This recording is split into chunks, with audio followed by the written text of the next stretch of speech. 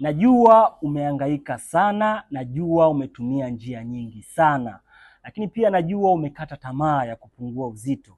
Nafahamu kuwa umetumia madawa mengi sana ya kupungua uzito lakini imeshindikana. Iko hivi, kupungua uzito kunataka upate program sahihi, lakini pia upate usimamizi sahihi. Kitu cha kwanza cha kuzingatia sana ukitaka kupungua uzito, kwanza kabisa ni lazima uondoe sumu mwilini. Lakini pili ni lazima urekebishe mmeng'enyo wa chakula. Lakini tatu ni lazima uondoe taka mwili ambazo umekula kwa muda mrefu.